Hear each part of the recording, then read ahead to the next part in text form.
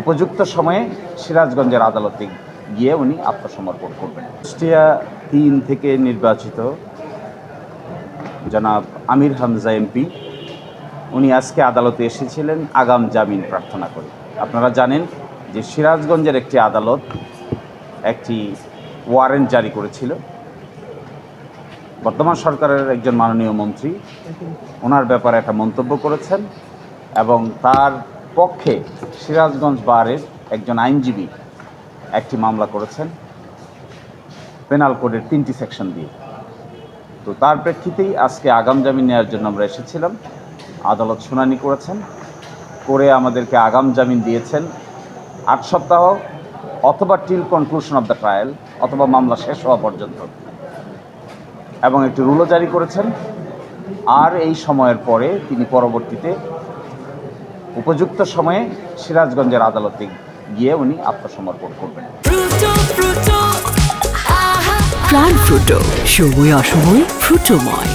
তো এই আদেশটি আজকে পেয়েছেন এবং আমরা প্রত্যাশা করব যে এই আদেশটি আমরা আজকে একটি আইনজীবী সার্টিফিকেট দিয়ে দিচ্ছি ওনাকে।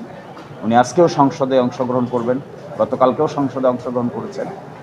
তো এই আদেশের মাধ্যমে আপাতত ওনার বিরুদ্ধে যে অ্যারেস্ট ওয়ারেন্ট জারি হয়েছিল তার কার্যকারিতা থাকলো না।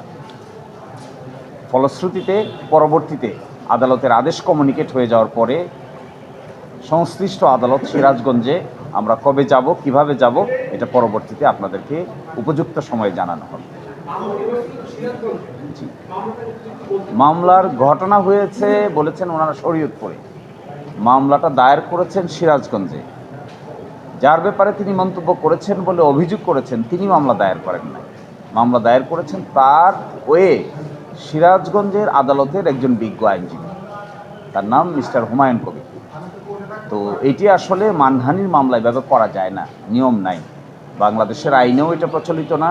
ভারতীয় উপমহাদেশের আইনে মানহানির মামলা তাকেই করতে হয় যার মানহানি হয়েছে তার। একজনের মানহানির জন্য আরেকজন মামলা করা যায় না, এটি ভুল, এটা আইনের ভুল প্রয়োগ হয়েছে। নিশ্চয়ই আজকে যে আদেশ হয়েছে আমরা সাবমিশন রেখেছি, হাইকোর্টের সিদ্ধান্ত দিয়েছি, ভারতীয় উপমহাদেশের সিদ্ধান্ত দিয়েছি, এগুলো আদালতের কাছে জানাও আছে। আমার মনে হয় আদেশের ভিতরে এগুলো রিফ্লেক্টেড হবে।